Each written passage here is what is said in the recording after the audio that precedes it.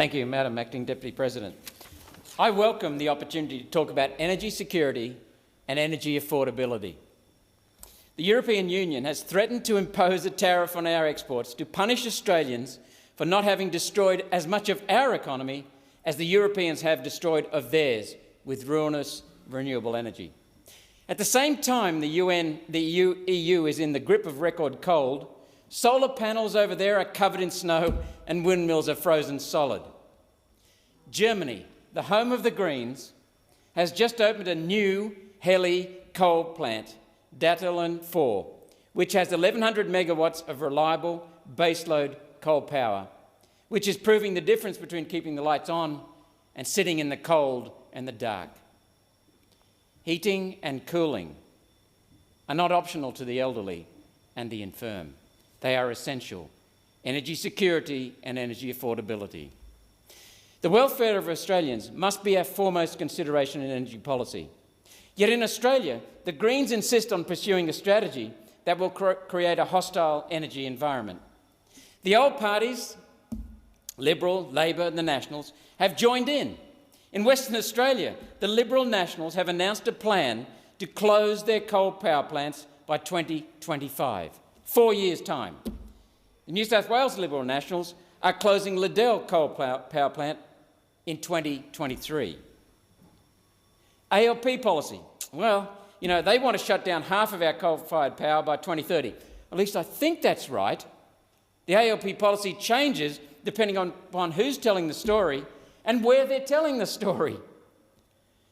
Every major party has the same policy, to close our baseload power plants without first building replacements.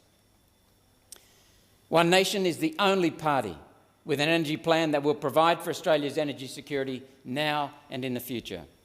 We will build a 2,000 megawatt hydro plant near Townsville and micro hydro across the grid. One Nation will build high-efficiency, low-emission heli coal plants in the Hunter and at Collinsville in Queensland. One Nation's plan will bring back manufacturing and jobs, deliver employment security and higher wages. In short, a better standard of living for all Australians. I'll say it again. One Nation is the only party of energy security and energy affordability. I want to mention a phrase that's used in the Greens' motion: science-based 2030 energy policy. Senator Ian MacDonald in 2016 in December said that the science has never been debated in this parliament. Never. Until Senator Roberts raised it. And I can still say it's never been debated because no one will debate it. It's been 515 days now since I first challenged in the Senate the Greens leader, Larissa Waters, Senator Waters and Senator Di Natale at the time, to a debate on the empirical scientific evidence for their claim and on the corruption of climate science.